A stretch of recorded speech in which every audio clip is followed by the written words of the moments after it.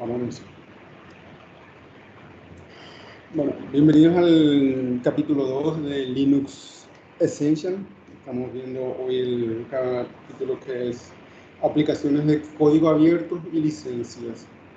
Una clase relativamente corta, trataremos de hacerlo lo mejor posible para que sea más entendible y más amena, porque es totalmente teórica.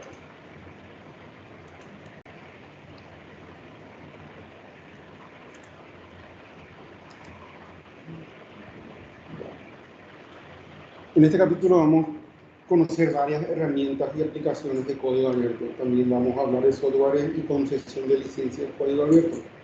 Lo importante de este capítulo va a ser que vamos a ver los distintos tipos de licencia que existen, porque no es solamente la GPL2 y ahí termina.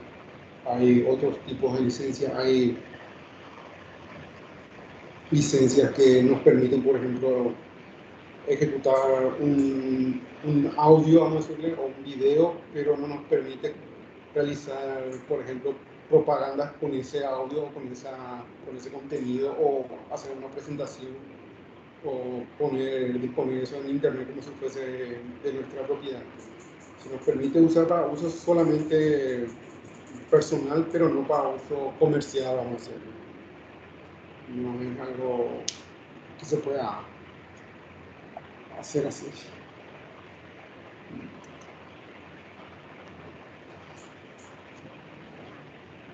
Las principales aplicaciones del código abierto. El kernel Linux puede ejecutar, como sabemos, una gran variedad de software a través de cualquier plataforma de hardware. Eso ya tenemos que tener entendido, ya que Linux puede correr básicamente en todo dispositivo que tenga algún espacio de almacenamiento. Inclusive se puede ejecutar múltiples roles, ya que Linux no tiene esa limitación de que va a ser solamente una computadora que va a ser de escritorio. Por ejemplo, yo me puedo descargar un Linux Mint y después, bueno, quiero hacer vamos a decirle, tengo que hacer unas pruebas para una página de Apache, una página web.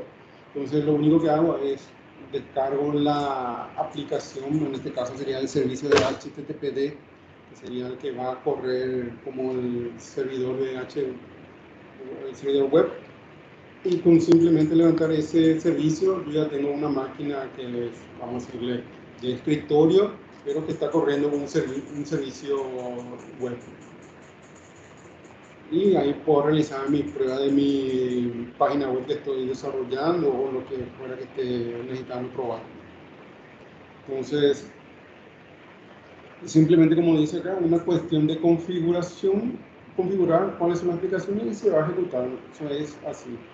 Inclusive puede ser que yo me decante por una aplicación, por un software, por un Linux, perdón, o a una distribución relativamente, vamos a decir, no pequeña, sino que una distribución más compacta, la cual tiene lo básico, vamos a decirle, tiene lo que es el entorno CLI, lo que es solamente es conocido como pantalla negra y nada más que eso. No viene más ningún tipo de entorno gráfico. La mayoría de las veces eso se ve más en los servidores, pero también uno puede eso tener en una computadora de escritorio, que por ejemplo una computadora que tiene muy pocos recursos, pero necesitamos que por lo menos pueda hacer SSH al servidor para ejecutar el programa o la aplicación que corre o el programa de la empresa. Se puede dar el caso.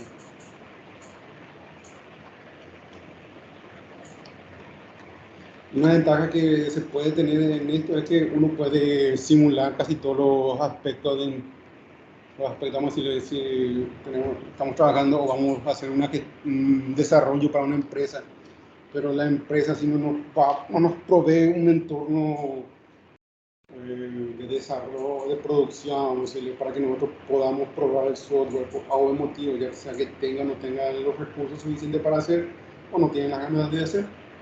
Nosotros podemos en un Linux podemos simular una producción y un entorno desde el desarrollo hasta las pruebas y llegar a esta producción, vamos a decir, se puede hacer. Solamente que no vamos a tener el volumen ni la información que podría dar, o la infraestructura que podría dar la empresa, vamos a decir, pero vamos a poder hacer un software que podemos hacer una simulación. ¿Verdad? Va a ser, lo único que va a penalizar va a ser nuestro hardware, que va, cuando digo eso, va a ser la computadora que estamos usando. Ya sea que es potente, tenga suficiente RAM, suficiente procesador para correr 2 o 3 máquinas virtuales y ir simulando lo que sería producción, lo que sería desarrollo. Pero eso nos va a dar por lo menos una forma de hacer una verificación sin invertir en hardware, porque lo que más suele ser difícil de conseguir, por lo menos yo que trabajo tanto en un ente público como en la parte privada, es que te compren hardware es algo complicado. Entonces, si vos le decís, necesito un servidor para realizar pruebas, te van a mirar con cara de qué estás hablando. Y ahí, entonces, en esos casos que no tengamos la posibilidad de conseguir el hardware que necesitamos para hacer las pruebas, como diríamos, en un entorno empresarial o simplemente estamos haciendo un desarrollo y queremos ver cómo sería el entorno, cómo se vería en el entorno de producción, podemos hacer eso. Muy complicado a veces para nosotros los informáticos conseguir algunas cosas, más si es hardware para hacer pruebas.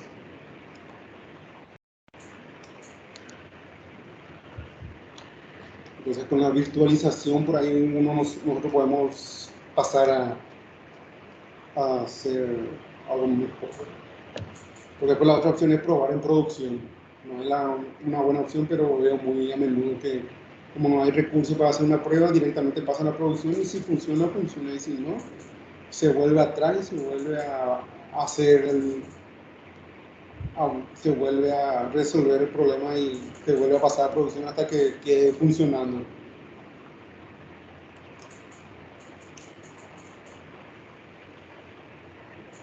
Los software de Linux generalmente caen en 3 categorías.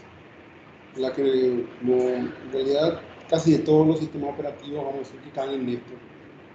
Pero en Linux podemos distinguir muy bien los software en servidor, software que no tiene ninguna interacción directa.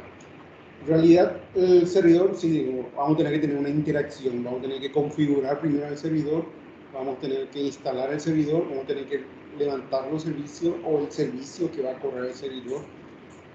Y después de eso, usualmente cuando un servidor va a estar montado en un data center y va a estar montado en un rack de servidores, vamos a decir. Y ese rack de servidores usualmente no tiene un teclado o un monitor, lo que tiene es o sea, tiene un teclado y un monitor para el rack. Ese rack se controla por se llama KVM, en algunos casos de KVM, o si no, simplemente hay un monitor y un teclado que está corriendo por todo el data center que se conecta en el servidor cuando se necesita acceder al servidor, se le conecta el teclado o mouse y ya está. Y si es un servidor que tiene entorno gráfico, se le conecta el mouse, perdón, sí o sí el teclado, se necesita. Entonces, una vez que se haga toda la configuración básica, vamos a decir, del servidor, o sea, instalar el sistema operativo, configurar la tarjeta de red, usualmente ese servidor se hace una última actualización del sistema operativo y después se desconecta los periféricos y solamente se llega a conectar a la tarjeta de red. Y si vas a tener algún otro periférico, no periférico, sino si vas a tener algún tipo otra conexión de, por ejemplo, fibra, por ser para conectarse al storage o a otro servidor, a una base de datos directo, entonces tiene su otra tarjeta de red, vamos a decirlo. Pues esas son las configuraciones que se hacen en el servidor. Después uno se conecta desde la oficina que uno maneja fuera del data center hacen las instalaciones de los software que necesita el servidor, se hacen las pruebas que se requieran y después se pasa a producción. Y de ahí simplemente lo único que queda es mantener el sistema y hacer las actualizaciones debidas de acuerdo a al nivel de criticidad que tenga ese servidor. Pero lo que usualmente hacemos mal es que instalamos todo el servidor y le dejamos ahí 2, 3, 5 años, no le damos, quedó ahí en el tiempo olvidado el servidor, una sola vez se actualizó y después a un reinicio forzado se apagó el servidor y se prende, ya no se prende, no puede, quedó chueco, vamos a decirle, por falta de actualización, de que no se le hizo mal ningún tipo de, ¿cómo se dice? Administrar también significa que tengamos que mirar el equipo de vez en cuando, por más que está funcionando, mirar si no se está llenando el disco, mirar si no se está degradando el disco, porque eso también a veces sale alerta, al menos en algunos Linux sale alerta en el escritorio, o sea, no en el escritorio, en la pantalla cuando hay una degradación de los servicios. Entonces, para ver eso, simplemente una vez cada tanto tiempo se conecta el teclado y el monitor para ver cómo está. Si en la consola se dice usualmente no está mostrando algún tipo de error. Porque ahí vamos a ver si hay algún problema también. A veces no le prestamos más atención al servidor, se reinicia y ya no se reinicia más o hay un problema y hay que salir corriendo a solucionar. Después tenemos el otro tipo de software que son software de escritorio. Que nosotros lo vamos a decir que es como cualquier sistema operativo basado en un escritorio que va a tener su navegador web, editor de texto, reproductor de música u otro software de uso.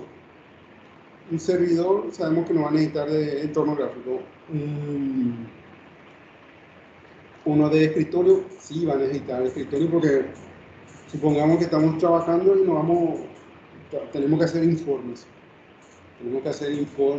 Tenemos que redactar correos, pedir insumos, responder solicitudes, responder a algún tipo de reclamo que hubo o porque el sistema cayó, tenemos que dar la respuesta y decir lo que ocurrió, cuál fue el evento y responder. Entonces, a través de una computadora sin un navegador o sin un editor o sin un software de correo, va a ser un poco más difícil de hacer todo ese tipo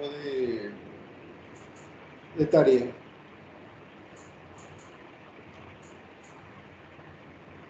Después tenemos la categoría de herramientas, una categoría adicional al software que existe, que sea más fácil de gestionar el sistema. Esto más o menos, para que se entienda, vamos a tener un software que nos ayuda a gestionar la pantalla o algo que proporcione un shell de Linux.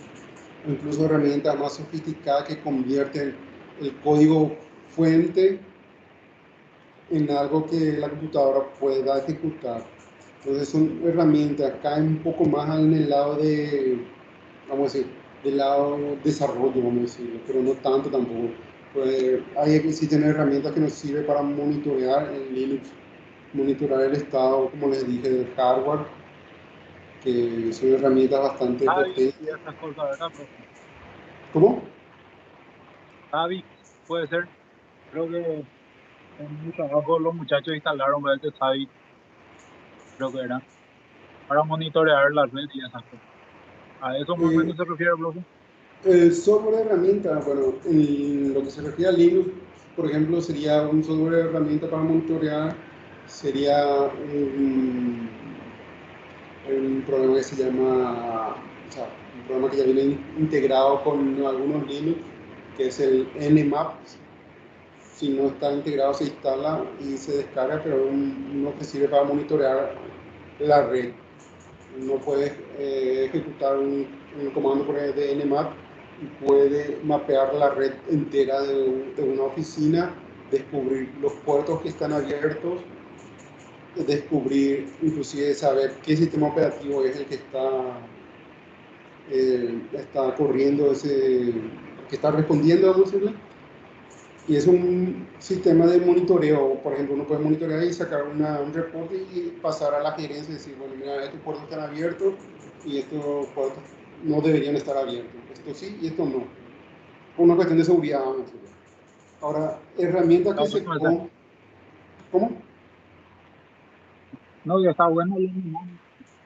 Sí, hay una versión GUI que es ZenMap, que también es compatible con Windows, que se puede descargar para Windows también, que sirve para eso, para escuchar y ver lo que pasa en el puerto.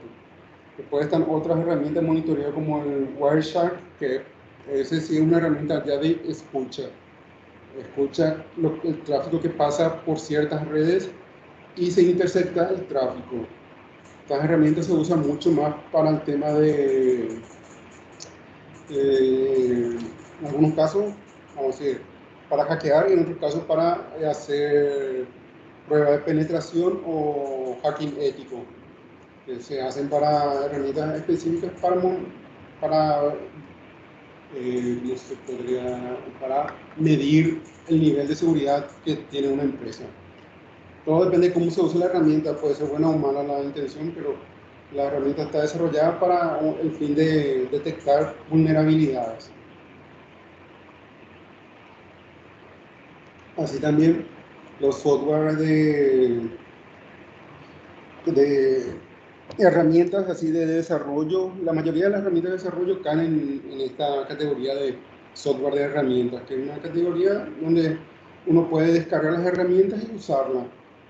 Hay una suite completa de desarrollo de Python, Perl, el C ya viene, C si no hace falta, ya viene con el kernel ya. Java, el JDK, que sería para Java.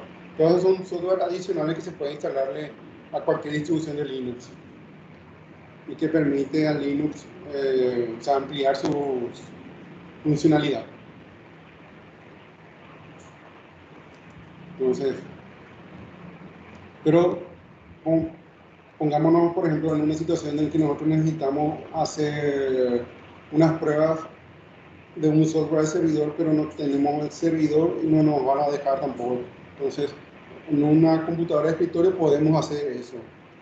Y en una computadora de escritorio normal es muy típico que se tengan las herramientas de desarrollo, si es que si que son desarrolladores, si es que tienen algo de conocimiento desarrollador, por ejemplo, en algún momento van a decir, bueno, necesito hacer un script en Python para que realice ciertas tareas, o para que me automatice ciertas tareas necesito hacer un script en Bash.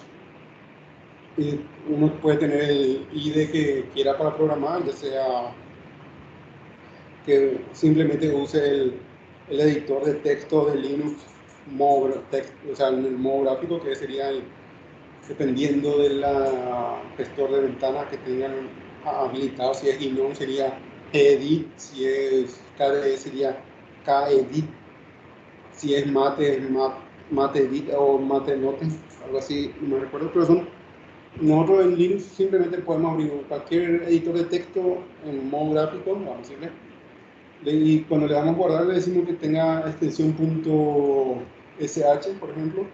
Lo único que tenemos que hacer después de eso es ir al archivo donde guardamos, le damos clic derecho y le damos permiso de ejecución.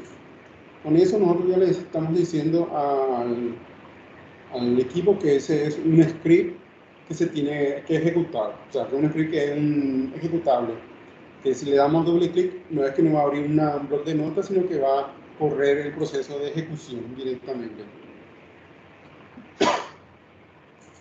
Son formas que se tienen para crear un script, vamos a decirle, en Linux. O simplemente agarramos la línea de comando, escribimos vim, el nombre del archivo, el script.sh, y empezamos ahí a crear el script. Y salimos con no sé cómo tiene que salir en vim, y ya está el script. Lo único que damos es permiso de ejecución para que el script pueda ejecutarse y correr. Las aplicaciones de servidores, como vimos, Linux tiene una variedad increíble de cantidad de aplicaciones que puede correr, es bastante larga la lista. Acá hay una lista reducida, pero se puede correr muchas cosas más. Linux destaca en eso, que la ejecución de aplicaciones, gracias a lo confiable y estable que es. Tanto es así que muchas empresas optan por tener su firewall perimetral, tienen un servidor de Linux como firewall perimetral. Tienen su proxy de navegación, tienen un Linux que está corriendo un Squid, Squid proxy. O tienen ya directamente tienen una distribución de PFSense, que es un Linux, un Debian que está pensado para instalarse, levanta una interfaz web y uno configura su proxy a través del PFSense. También hay herramientas como el que nos permite crear, ¿cómo se llama? Entonces, una Compartir. consulta. Sí, Una consulta. El PFSense es gratuito. Vos eso instalando en la máquina. Yo, nosotros, o sea, yo uso uno que se llama USW, pero que es todo con línea de comando no. Y no sé qué tan bueno es la. el PFC no es que podéis instalar nomás. Lastimosamente no es así. El PFC es una distribución de Linux que viene preparada para correr en una máquina. O sea, uno descarga el Ah, ISO para que y instalarlo. vos Tienen que meterle instalar, ahí. tener que tener una máquina virtual que no tenga nada instalado en sí, descargar el ISO, instalar el PFC. Una vez que levantes el PFC, vas a tener te va a dar una dirección, o sea, la dirección de IP que vos diste, poner en el navegador, algo que te va a decir si no configuraste ningún puerto, es simplemente la dirección de IP o el nombre del host. Todo depende de cómo esté configurado tu DNS y eso ya te permite abrir. Y al abrir ese, vas a tener que crear el usuario administrador, el usuario admin, vas a tener que hacer todo lo que den las configuraciones. Poder configurar un Para que haga proxy después a tu router le direcciona hacia él, pero algo así. y para que sea proxy, la navegación tiene que salir Por él. por el proxy. Por el proxy y después se permite la navegación. Usualmente Ok, ok. lo que sería recomendable es cuando se crea un proxy de navegación es que máximo haya dos niveles, a reventar 3 niveles de navegación. Normal, intermedio, full. Terminó el asunto. Es una cuestión de manejo nomás pero después ya se complica mucho, si hay que tener muchos grupos, Entonces, como iba diciendo, la aplicación del servidor puede ser, como dijo el compañero, un PFC, es una aplicación de Linux bastante potente. Nosotros, cuando hablamos de software, tenemos que estar pensando qué tipo de servicio va a correr. Porque si queremos proporcionar un servicio de página web, como dice acá en la slide, necesitamos un servicio o un servidor web, no un servidor de correo. Pero nuevamente, todo depende del entorno. Eh, como les dije al principio, trabajo tanto en un ente público como en un ente privado también. Y a veces en el ente privado te dicen, no, este es mi servidor y acá va a tener que correr el correo, va a tener que correr la página, el programa de la que usa la empresa y todas las gestiones pasan por un solo servidor. Entonces va a tener no es un gran servidor tampoco, vamos a decir, un equipo que centraliza todos los servicios. Bien o mal es lo que te dan y tener que trabajar con eso. Aunque hay muchos problemas, algunas veces hay servicios que no pueden correr con otros servicios por niveles de seguridad, ¿no? Pero usualmente se usa máquinas virtuales en el equipo y se va separando los roles que no pueden correr, los servicios no pueden correr juntos.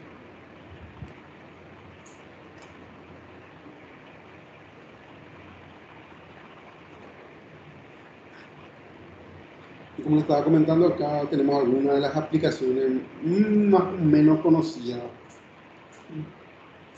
para lo que es servidores. Tenemos bueno, en realidad, en vez de llamar servidores, es mejor llamarlos servicios. Porque el rol del servidor, uno lo instala al instalar el programa. O sea, al instalar la distribución de Linux, ya está instalando ya están instalando un servidor, vamos, en Linux. Lo que después viene es el servicio que va a correr ese servidor. Después nosotros le podemos llamar servidor web, servidor Apache o Engine, lo que fuere, pero en realidad son servicios. El servicio web, por ejemplo, el Apache es un servicio que es muy conocido como HTTPD o en algunos casos Apache 2. En otras distribuciones Linux usan el Engine como su servicio de web, que también es un Apache, pero solamente que corre de otra forma. El Apache fue originalmente un proyecto independiente, pero el grupo ha formado la Apache Software Foundation. Otro servidor es el Engine, que mencionamos ahí, que es que fue desarrollado en Rusia. Se centra en el rendimiento y hace uso de kernel de Unix más moderno. Sí, son servicios web, o sea, básicamente uno lo que tiene que hacer es levantar el servicio de Apache, ya sea servicio Apache o Engine.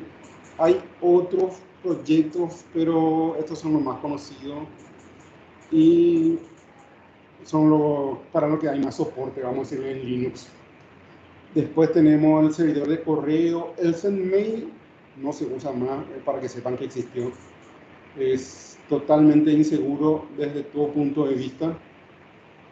Y tenemos después el POP, que es lo más potente, simple y seguro. El SendMail, la particularidad que tenía era que se usaba mucho al principio, cuando se crearon las primeras distribuciones de Linux y se necesitaba enviar correos, se usaba el SendMail, pero era totalmente, llegó hasta donde se llegó a desarrollar, era totalmente texto plano lo que se enviaba, entonces viajaba la contraseña en texto plano, entonces por eso le digo que ya no se debería usar. Es más que para saber que existe nomás como servidor de correo. En realidad, el POXI es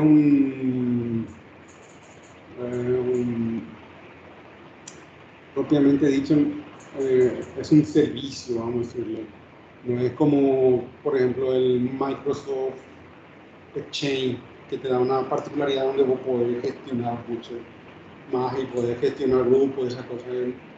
Con el POXI es simplemente un servidor de correo muy básico, bastante básico. Si van a usar un servidor de correo en Linux, tendrían que ver otras herramientas de correo como Zimbra. Creo que hay una versión open source y hay una versión, vamos a decirle, pro, que hay que pagar con todos los servicios y todas las cosas que te dan la versión pro, vamos a decirle. Que no es que te quiten alguna funcionalidad, sino que como todo la suscripción y algunas cosas es lo que te limita, soporte y eso. Pero ese sí ya es un servidor más avanzado, vamos a decirle. Va a poder gestionar usuarios, grupos, de una manera un poco más amigable, vamos a decirlo. En el POP sí se puede hacer, pero es muy texto, muy pantalla negra ya.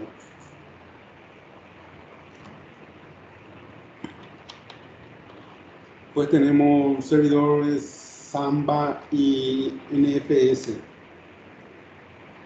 Bueno, por Samba tenemos que decirle, es el puente que nos conecta con los archivos de Windows.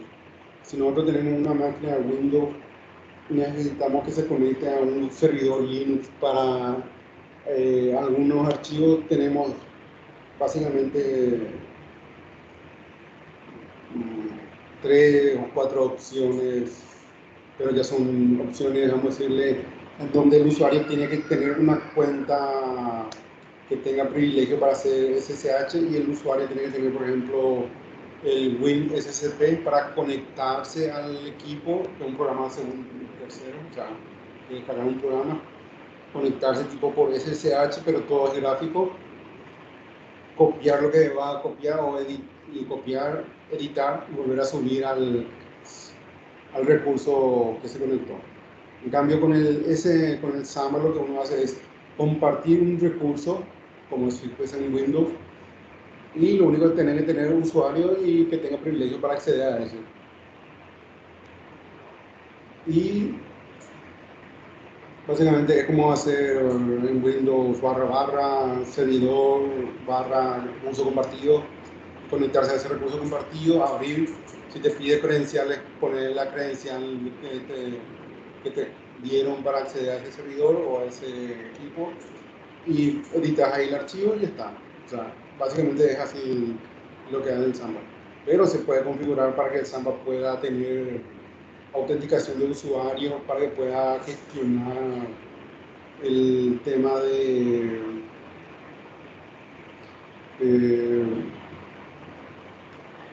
¿cómo se puede decir? Impresiones también. Se puede crear un grupo para que los grupos que van a poder imprimir dentro de ese servidor. También tenemos el NFS, que es un sistema para compartir, también es un servicio de Network File Server que sirve para compartir entre Linux. Lo que se hace es se comparte, se pone el nombre del recurso que se va a compartir en un archivo, en el etc, se pone en un archivo particular, se llama export, pone la ruta donde va a estar el recurso compartido, se pone el usuario que va a poder acceder a ese recurso y los permisos, ya todo en ese archivo. Y del otro lado del cliente, vamos a decir en este caso, lo que tiene que hacer, puede conectarse directamente ejecutando un comando para conectarse al servidor, o en algunos casos se usa el comando mount, que es para montar. Se pone la dirección del equipo al cual se va a querer acceder y a su vez ya se conecta así. Entonces ya está, vamos a decirlo ahí. De esa forma uno se conecta entre Linux, vamos a decirle, sin usar SSH o algún tipo de esos protocolos, simplemente como si fuese un recurso de red. Después tenemos los servicios, los servidores de DNS, vamos a decirlo, que el DNS es lo que hace es el tema de los nombres, el servidor de nombres.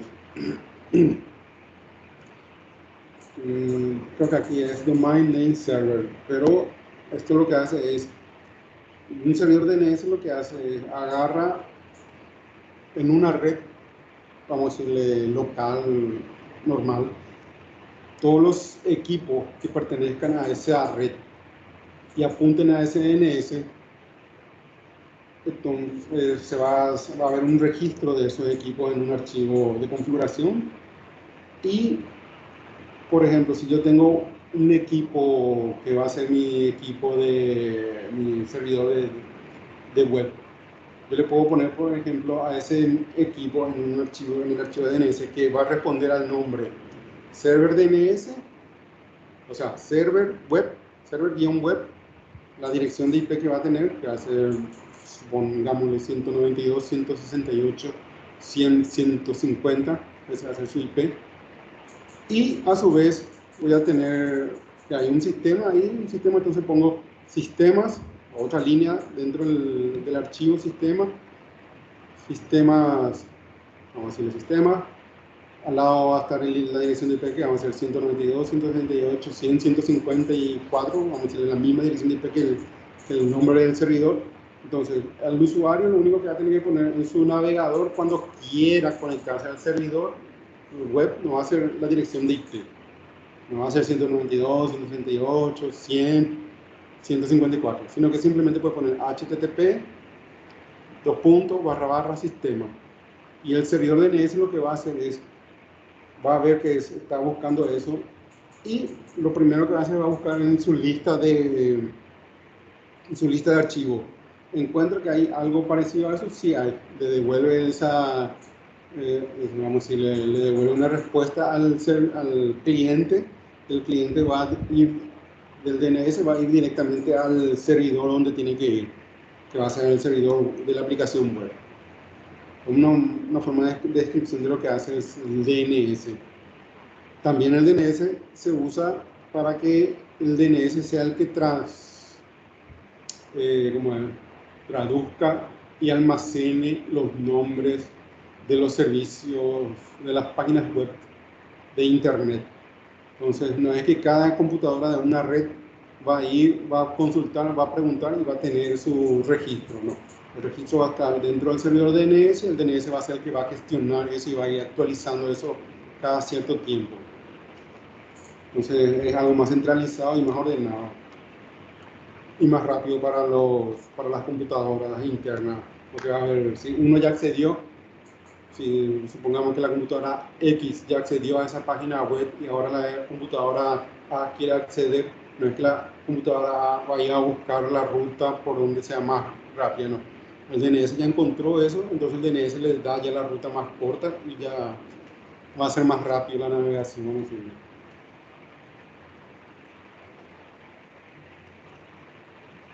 Pues tenemos lo que son el servicio LDAP, o LDAP es más, vamos a decirlo, más se usa para el tema de la autenticación. Entonces, es lo que nosotros usaríamos si es que tenemos un dominio. En un dominio se crean usuarios y las computadoras se unen al dominio, para que así los usuarios que son creados puedan usar esas computadoras con el usuario que se les asignó. Por ejemplo, yo tengo mi servidor de dominio que va a ser example.com y tengo mi computadora de la oficina que tengo que unir a dominio. Entonces, lo que hago es unir al dominio, ya sea si es un Windows, clic derechos, o un sistema, clic derecho, unir a dominio, y le digo que se una al dominio example.com. Me va a pedir una credencial que hace de un usuario, ya sea el administrador del LDAP, que me permita conectarme y unir ese equipo al dominio. Y una vez que eso ocurra, si yo tengo un usuario de dominio, llámese cPeralta, con ese usuario cPeralta voy a conectarme a esta computadora, por más que no exista un usuario cPeralta creado localmente, porque el usuario está creado en el servidor de LDAP. Entonces, lo único que va a hacer la computadora es consultar al servidor de dominio. ¿Existe el usuario cPeralta? Sí existe. Y a su vez también, cuando yo le otorgue la contraseña, esta es la credencial, eso no está en la contraseña. Si está en la contraseña, me permite acceder. Si no es la contraseña, va a rechazar. Y si no existe el usuario, más si el usuario la contraseña no existe. Así uno va gestionando eso. Esto es más a nivel de empresa lo que se usa este servicio de perdón, LDAP. Pero es su función más básica, no sé. Se puede crear usuarios, grupos, aplicar política de seguridad o política de dominio a través del LDAP, qué usuarios pueden acceder a qué usuarios pueden conectarse a qué computadora, inclusive se puede llegar. Por ejemplo, los usuarios que están de ventas no van a poder acceder nunca a una computadora que es de gerencias, algo así.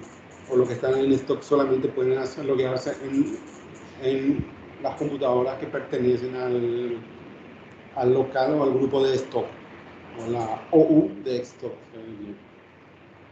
va a tener cierto control de que los usuarios no se conecten en cualquier lado y dejen sus sesiones abiertas y después venga otro usuario malintencionado y pueda acceder a los datos de la empresa o modificar datos a su beneficio.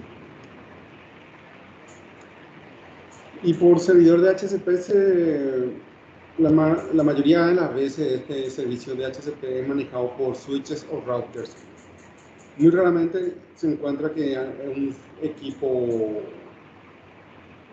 se encarga de eso, pero a veces ocurre.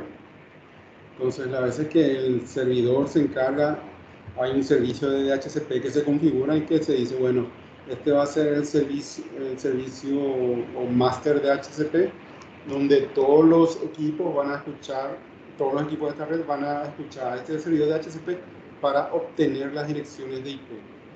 ¿Cuál es la ventaja de esto? Que se va a evitar que, por ejemplo, si tenemos 200 o 300 computadoras, 800 computadoras, bueno, 200 ya mucho, vamos a decirle un número un poco más, 150 computadoras en la empresa, que de ahí alguien agarre y configurando una computadora nueva, agarra y pone una dirección IP la misma que es del servidor de producción, porque se olvidó o por algún motivo se distrajo y cargó esa dirección de IP y el servidor esa vez dejó de funcionar correctamente. A veces responde, a veces no responde. La computadora del usuario a veces se conecta, a veces no se conecta porque hay un conflicto de IP. Usualmente sale el mensaje, hay un conflicto de IP, otro equipo en la red tiene el mismo IP.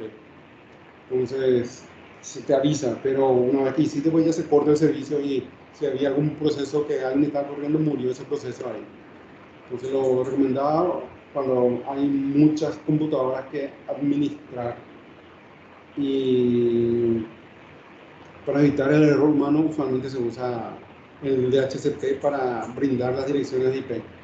Inclusive podemos decir para el piso, o sea, para eso hay que tener switches que soporten eso y que hagan la segmentación por piso, por VLAN se dice en redes, y va separando se puede separar por piso, por VLAN, y se tiene distintas redes para cada piso. Pero sería una clase de networking.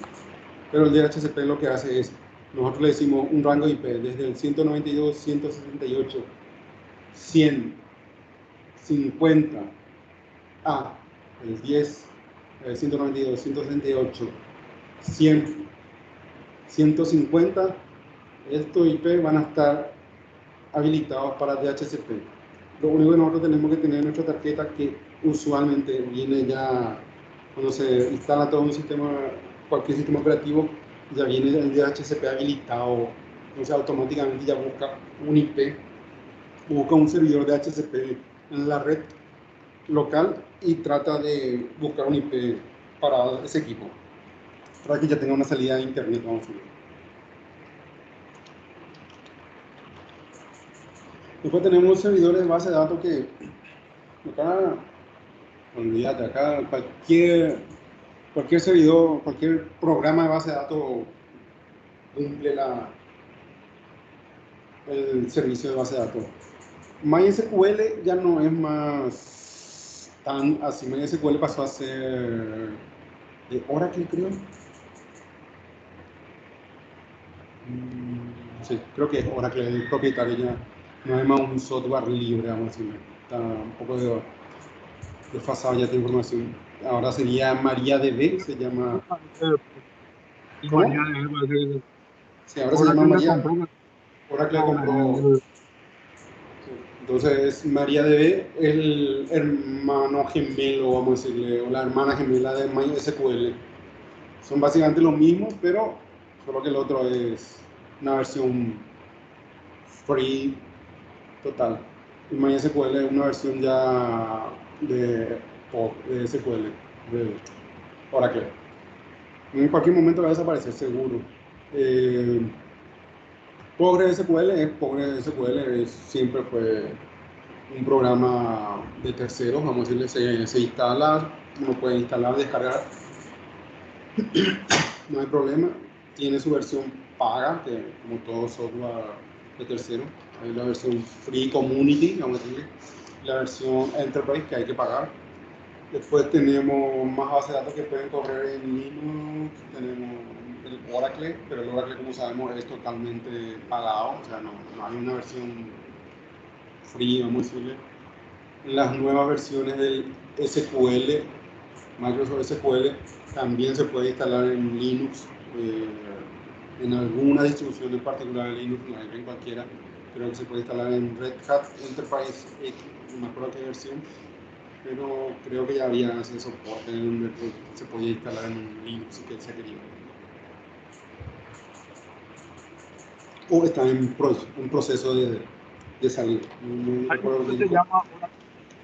Bueno, ¿Cómo? hay Se, una se, distribución que se llama Oracle Linux, que Oracle, Oracle Linux se basa en un Red Hat 6 o 7, creo. No sé si ya actualizaron eso. Se ah, basa en Red Hat. Y sí, anteriormente era Oracle Solaris. Después pasaron de Oracle Solaris a Oracle Linux, que se basa en una distribución de Red Hat. Y ahí creo que hay bases de datos que puedan correr. Después tenemos las típicas, el Ingress.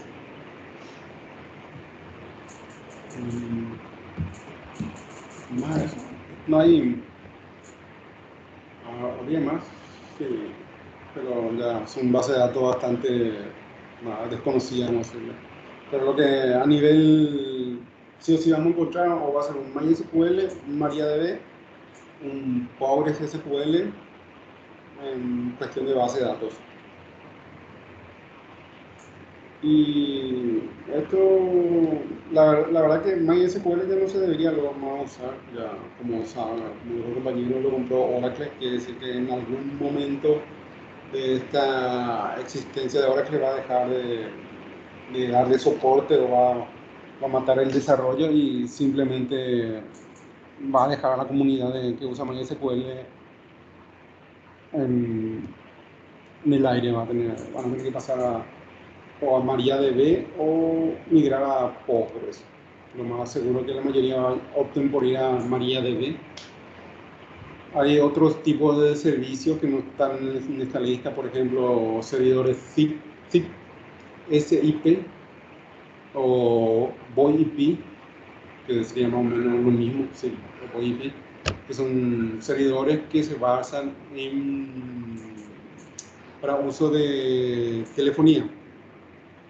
Está muy de moda ahora que las empresas tengan su teléfono que estén conectados a la computadora y ya sea Cisco, GrandStream o otro, o simplemente abren una aplicación de un telefonito en su equipo y están hablando con otra sucursal. Para que eso ocurra, hay un servidor Linux, generalmente Linux. Anteriormente se llamaba Elastic, ahora Elastic pasó a ser una marca comercial, entonces ya no es más libre, no más free. Entonces salió una versión que se llama Isabel, que es la copia de Elastic, pero tiene todas las mismas funcionalidades de telefonía, vamos a decirlo. Entonces eso se instala como un servidor, todas las comunicaciones pasan a través de ese. Se, se usan unos protocolos especiales de voz sobre IP, por eso se le dice VoIP IP, y eso lo que hace es permite tener teléfonos que están conectados a la red o directamente una aplicación en el escritorio que voy a apretar como si fuese un teléfono, marcar el número y con un auricular y con micrófono estás hablando con una sucursal que puede estar en San Pedro, Ciudad del Este o en otra parte del mundo inclusive. O sea, te da esa facilidad, vamos a decirle. O realmente ahora, vamos a decirle, con el WhatsApp y todas esas cosas que hay, difícilmente ya uno usa el teléfono convencional, vamos a decirle. Pero hay. En grandes empresas por lo menos se usa más eso, porque es más fácil, más barato que tener líneas telefónicas para cada centro, para cada departamento, vamos a decirlo.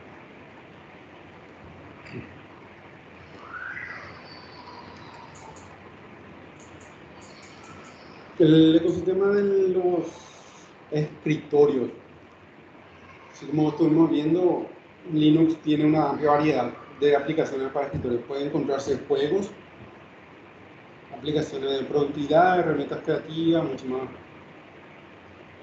Acá es básicamente todo lo que uno pueda pensar que pueda tener un servidor, o sea, una distribución de Linux para escritorio.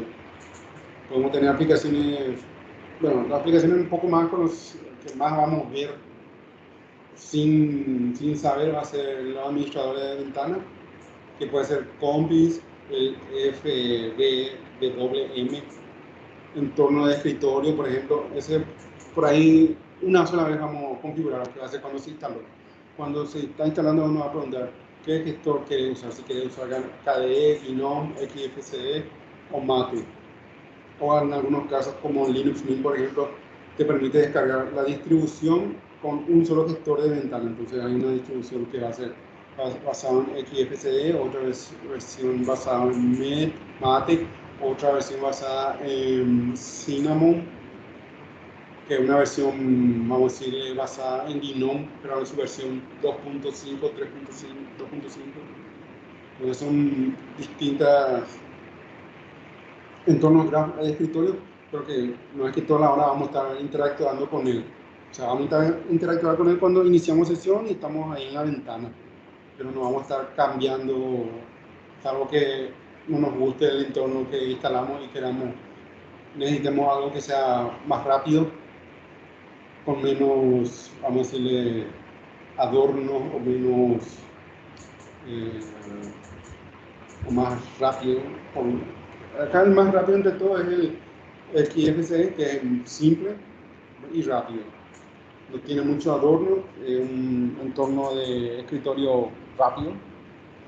Después de eso le sigue el Mate, ya tiene algunos cuantos complementos más de colores, algunas texturas más. Después Gnónica de ella, estamos hablando de gestores que básicamente nacieron con la distribución de Linux. Tanto GNOME como KDE son los más viejos que existen. Y como tal, su desarrollo es gigantesco. Y el GNOME ahora está en el 3.5 o 4, la versión 4, pero un escritorio muy, muy lindo. El KDE hace rato que no juego, pero por lo menos el último que había probado, que era el Plasma 5, que traía como su administrador de ventana, era muy intuitivo y muy lindo de usar también. Estos entornos de escritorio es cuestión de gusto, cada uno elige el que más le gusta. Hay muchísimo más, hay miles de entornos de escritorio, así como distribución. Tenemos después la suite de Office. Acá tenemos LibreOffice, OpenOffice, que nos faltaría el WPS, que es lo que sería anteriormente llamado KingOffice, y es una de las distribuciones, o por lo menos uno de los offices, o suite de offices más parecido a lo que sería un Windows Microsoft Office 2013, más o menos. Tiene algunos problemitas todavía con algunos cuantos bugs, pero es lo más parecido que vamos a encontrar con una interfaz más parecida a lo que es Microsoft Office. Hay una versión para Windows también, del WPS. LibreOffice, no sé, no, creo que no. Y acá en navegadores hay dos son los navegadores más conocidos. Linux usualmente viene instalado por defecto Firefox, el Opera hay que descargar, el Chrome no es el mismo, o sea, hay que tener esto en cuenta, porque a veces uno quiere descargar el Chrome, pero la distribución de Linux te van a permitir descargar el Chromium, se llama, y no el Chrome. Un Chromium es una distribución es un navegador basado en Chrome, desarrollado por la comunidad Amazon. Si uno quiere descargar el Chrome, tiene que acceder a la página de Google, buscar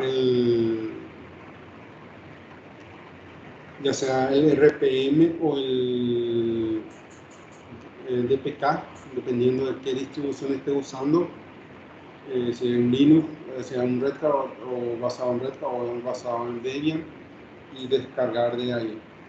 No, no es como si fuese en Microsoft, que vas a tener que buscar el navegador en Google para instalar. Después hay otros navegadores como el Nautilus, que vienen instalados por defecto en algunos navegadores, en algunas distribuciones Linux, que es muy, vamos a decirle, bastante completo también, un navegador bastante completo. Y básicamente estas son las herramientas más conocidas. Después lo que sigue, aplicaciones creativas, podemos decir, todo lo que sea para desarrollo. Hay bastantes herramientas de desarrollo y desde desarrollo vamos a decirle. Juegos hay unos cuantos, no son las grandes cosas, no esperen mucho de eso en juegos de Linux.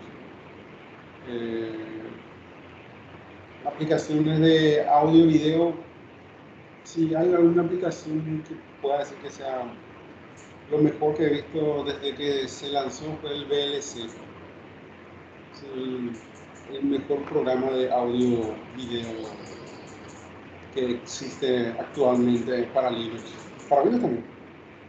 Es bastante completo, muy completo.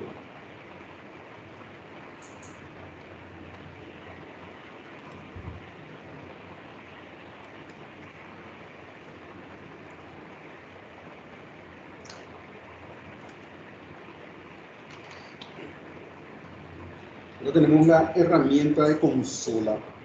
Bueno, vamos a decir herramienta. Básicamente cuando nosotros tenemos un Linux, o cuando interactuamos con un Linux, lo que hacemos, si tenemos el entorno gráfico, es interactuar con el gestor de ventanas, realmente, con el administrador de ventanas. Pero si queremos interactuar con la línea de comando, tenemos que abrir una terminal. Y para poder abrir una terminal, simplemente tenemos que ir hasta, en algunas distribuciones de Linux, simplemente hacemos un clic derecho sobre el escritorio, abrir terminal. En otras distribuciones de Linux hay que ir hasta digamos, el botón de inicio o de aplicación en algunos casos, y ahí se va a desplegar un menú, y en ese menú vamos a buscar algo que diga terminal, y esa terminal es la que vamos a abrir para llegar a este cuadro que acá no aparece, que es el cuadro de la consola. Vamos a decir. En este caso, ya cuando nos abra, vamos a recibir un prompt. ¿Qué es el prompt? El prompt es esto. Puntero, no, uno. Usualmente lo que vamos a recibir en una ventana, en una terminal, va a ser la pantalla negra y esto, hasta acá. Y el prompt sería este, de acá hasta acá. Este es el prompt. Este es nuestro prompt. Lo que pase acá es comando o algo que nosotros le interactuamos con el shell. Entonces, lo que tenemos acá es el prompt, y este prompt nos dice cómo estamos logueados. Si este prompt es de esta forma, como se conoce como hashtag, o en algunos casos numeral, o en otros le dicen almohadilla, no sé cómo le dicen ustedes. Si es este lo que ustedes tienen como prompt, ustedes entonces están accediendo con una cuenta privilegiada o root. Bueno, realmente solamente al root le aparece este. Esperen, el usuario root, que vamos a ver más adelante. Entonces, cuando uno es root, va a tener este como prompt. Cuando es un usuario cualquier usuario, va a ser el signo peso. Entonces, con esto nosotros ya tenemos una información. Cuando a veces por algún motivo nuestra shell no funciona o está mal configurada o se rompe algo, solamente nos va a aparecer el prompt. O sea, esto no va a aparecer acá, solamente va a aparecer de acá para adelante nomás la shell. Entonces, cuando solamente vemos esto, lo primero que vamos a poder identificar es que estamos con un usuario sin privilegio. Y lo más probable es que acá va a haber una leyenda que diga que el bash no está funcionando o que el entorno de el shell está mal configurado o ocurrió algún error. Por eso que solamente te muestra esto. Pues si está bien configurado, te va a mostrar más información. Te va a dar, por ejemplo, el usuario con el cual se está conectando. O sea, el usuario que está ahora mismo en la consola, que va a ser sysadmin. El arroba para identificar que está arroba el equipo en cuestión. Acá, en este caso dice localhost, porque es el equipo local, vamos a decirlo. O también puede decir mi Linux, lo que espera. Después, la siguiente información va a darse aquí, a partir de aquí. Que vamos a borrar lo que ya hice hasta acá, para que se entienda mejor. Borrar. Después, la siguiente información que vamos a obtener va a ser esta parte. Puede ser un simple, algo así, el acento sin inflejo, creo que se llama, o en algunos casos la S en vertical, en horizontal, vamos a decir. No sé cómo se llama eso, pero algo así. Entonces, eso lo que nos está diciendo es que estamos en un directorio, en el directorio home del usuario, o sea, nuestro directorio personal. O en algunos casos puede ser que aparezca algo parecido a barra, vamos a ponerle algo que destacar.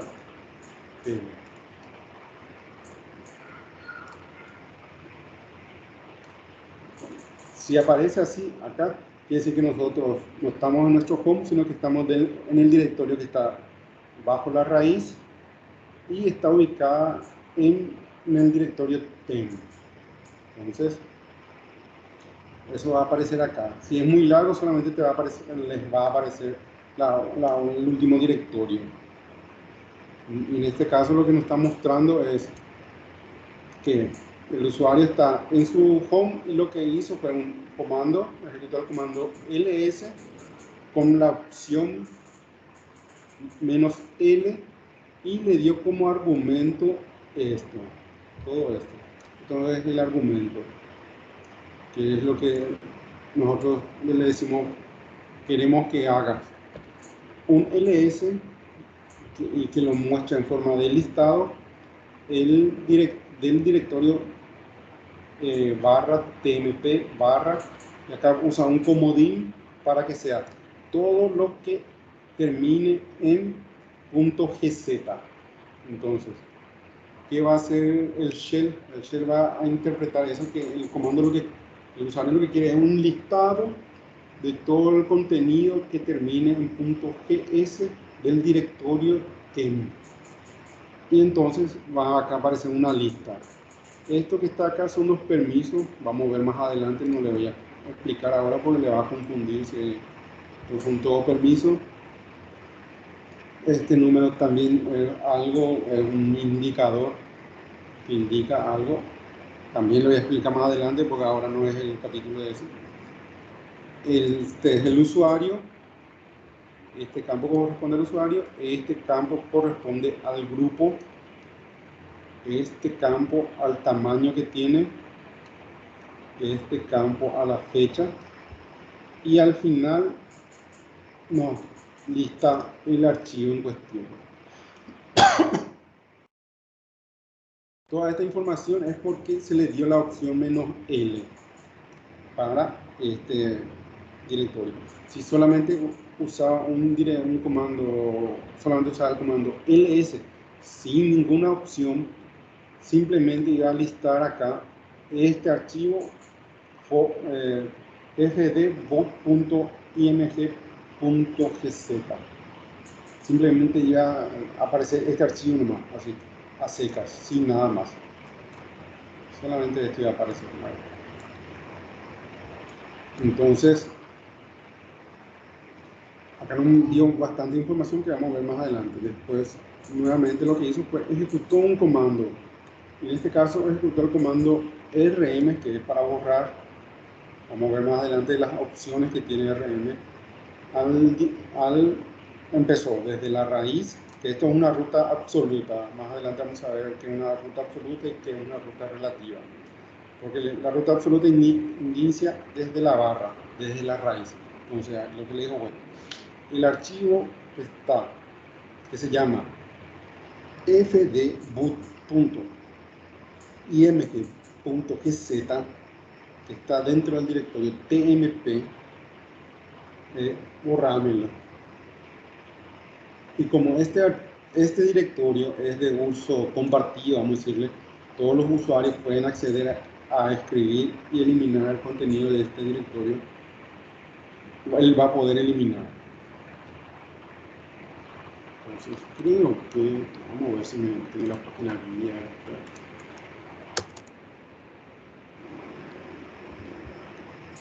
Porque no tengo nada.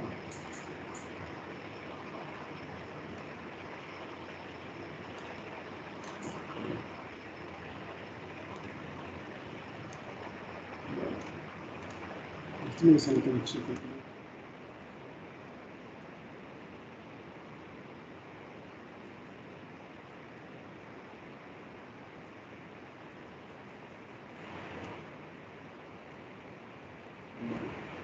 Por ejemplo, si hacemos para que vean la diferencia, un ls sin ninguna opción, vamos a ponerle el argumento de ahí, barra tmp. No hace falta poner la barra final porque ya se asume que es el directorio tmp lo que queremos listar. Entonces no muestra nada porque seguramente no hay nada dentro del directorio tmp. No hay nada. Entonces si nosotros le decimos la opción "-l", va a mostrar un total por lo menos que dice 0. Ahora, si le decimos "-la", o a nomás, que a es todo, nos va a mostrar dos resultados. En este caso, estos dos resultados son un punto y punto. Este punto único significa el directorio tmp y este punto significa el directorio de arriba.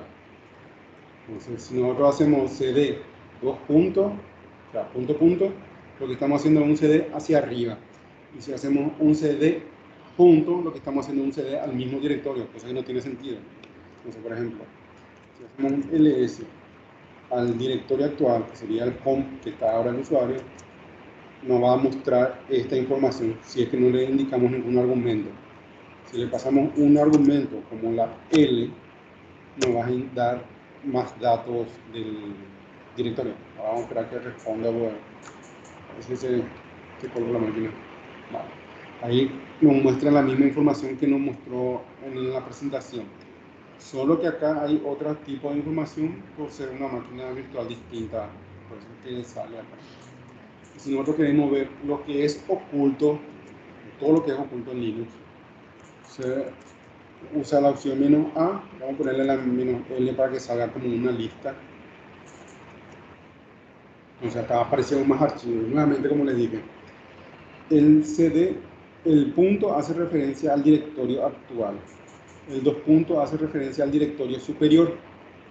Todo lo que tenga punto y un nombre va a ser un archivo oculto o un directorio oculto. En este caso, el punto _lockdown es un archivo de script, vamos a decirle, que cuando un usuario se desloguea, este logout lo que hace es limpiar la bash. Después tenemos el punto bash.rc, que lo que hace es cargar lo contrario, carga todo lo que tiene que tener el usuario en su perfil, vamos a decirlo, en su configuración. El punto caché sería para los archivos temporales o de caché que va a usar el usuario, vamos a decirlo. Después el punto profile también son algunas configuraciones que tiene el usuario que puede ponerse acá, como alias o algunas cosas más. Y el punto select editor usualmente es para seleccionar con qué editor vamos a estar usando, va a estar funcionando el shell. Usualmente creo que viene con el nano esto. O con el comando cat que sirve para mirar o leer, vamos a ver en este caso, porque solamente no leer, no editar. En este caso se está usando el BIM como el editor de texto predeterminado. Eso podemos cambiar y podemos editar nuestro gusto, pero era para que vean nomás cómo funciona el comando ls y las distintas, o sea, hay muchas más opciones. Esas son las más conocidas.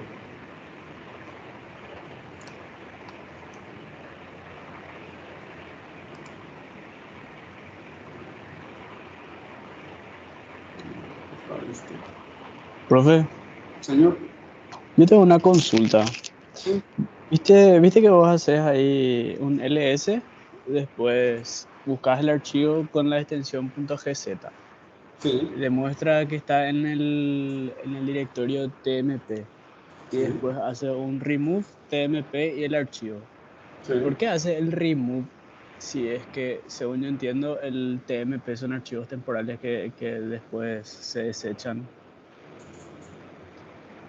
¿Para qué serviría Eh, hacer de nuevo el no remove ahí? siempre, no siempre ocurre que se vacía el TMP. No es un concepto de que en Windows, por ejemplo, el temporal, en teoría, cada vez que se reinicia se vacía. Vamos a decirlo así, en teoría. Pero la forma que trabaja el TMP en Linux es, si es una aplicación la que crea o un servicio la que crea ese TMP, cuando se reinicia se borra. Pero si, por ejemplo, un usuario crea un archivo ahí o copia un archivo ahí, usualmente tarda más tiempo eso en eliminarse. No es que se elimina al reiniciar o apagar la computadora. No siempre ocurre así. A veces queda el archivo más tiempo ahí persistente.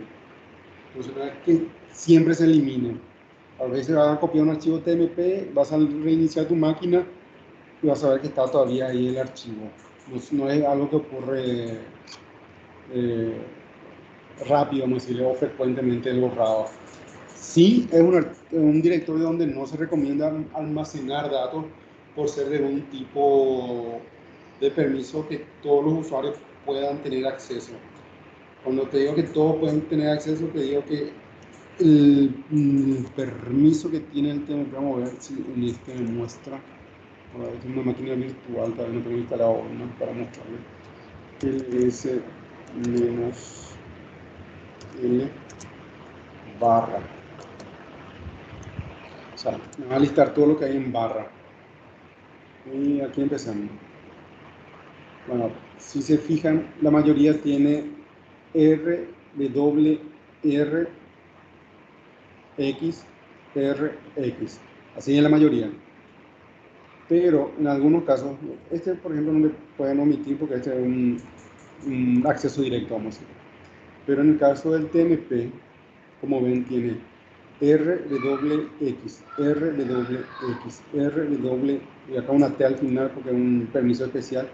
Pero lo que significa es que si el grupo tiene permiso de lectura, escritura y ejecución, puede eliminar un archivo. Si el usuario, que es este primer grupo, tiene permiso de todo, puede borrar lo que está acá. Y si si otros usuarios tienen permiso, van a poder también borrar todo lo que está ahí. Entonces, no se recomienda tener nada en el TMP porque puede venir un usuario y eliminar todo lo que está ahí. En teoría, esta T es de un permiso especial de sticking que en teoría, siempre hablando de teoría, impide, bloquearía que un usuario que no es dueño del archivo elimine. Por ejemplo, si yo con un usuario, vamos a decir, sysadmin, creo algo dentro del TMP y viene otro usuario que es admin web y quiere vaciar el TMP, en teoría él no es el dueño de ese archivo y no debería poder eliminar. Pero, ¿qué pasa si es el root? El root va a poder eliminar todo lo que está ahí. Entonces, no se recomienda. tener ningún archivo dentro del TMP, porque es un archivo de intercambio, vamos a decir. Más o menos esa es la explicación que te puedo dar del directorio TMP. Dale, gracias, profe.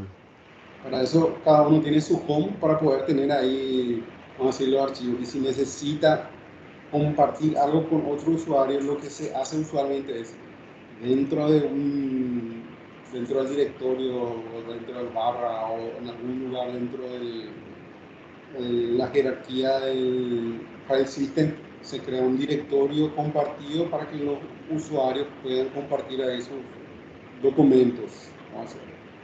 Pero no dejar acá al aire en el TMP donde, por ejemplo, vos querés compartir un memo con alguien y viene otro que no tiene que ver y revisa el documento, lo imprime y me envía por correo, por WhatsApp a todo el grupo, que era una información sensible de la empresa, que no se puede dar también. Entonces, por eso es que no se recomienda el TMP para eso.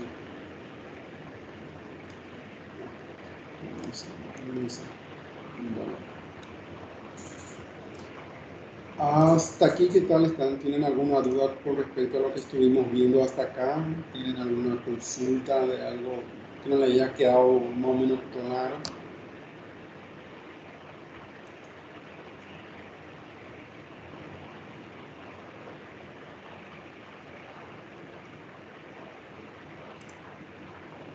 Todo claro, todo en orden, profe. Bueno, les recuerdo que el foro ya está activado, o sea, ya cuando pueden conectarse y darse presente. O sea, les recomiendo que hagan eso, no se olviden, a veces pasa.